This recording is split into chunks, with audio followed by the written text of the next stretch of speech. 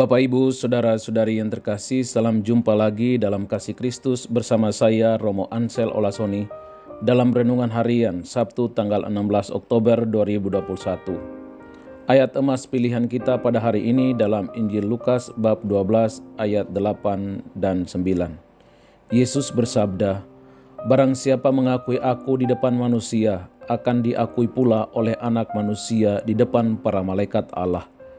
Tetapi barang siapa menyangkal aku di depan manusia, ia akan disangkal pula di depan para malaikat Allah." Membaca perikop ini, saya teringat akan beberapa kenalan dan bahkan umat saya yang pergi meninggalkan gereja Katolik, pergi meninggalkan imannya. Saya hanya sanggup menasihati, tetapi tak sanggup menahan kemauan orang. Orang mempunyai privasi untuk menentukan hidupnya, juga imannya. Tetapi sebagai seorang imam Katolik, saya sangat sedih bila ada umat yang meninggalkan Yesus. Walaupun saya tahu bahwa orang yang pergi lalu kembali lagi, gereja akan membuka pintu untuknya. Gereja menjalankan sabda Tuhan, saling mengasihi dan mengampuni mereka yang pergi dapat kembali lagi. Tuhan Yesus justru datang mencari yang sakit dan yang hilang. Bila ada yang dengan sadar tahu dan mau menghilangkan dirinya sendiri, ia mestinya harus diselamatkan. Berilah dia sabda emas hari ini supaya direnungkan.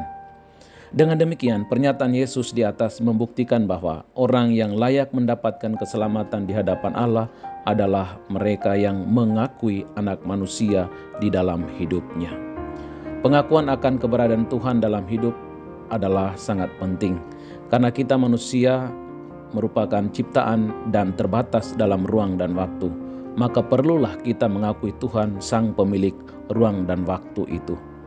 Janganlah menganggap remeh membangun iman kepada Yesus, karena hanya dialah jalan menuju keselamatan. Imanilah dia dan setilah padanya.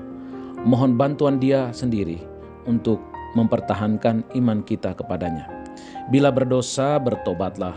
Bila tersesat, kembalilah. Bila mengingkari, akuilah. Karena Allah kita adalah Allah yang Maha Rahim, penuh pengampunan dan penuh belas kasih.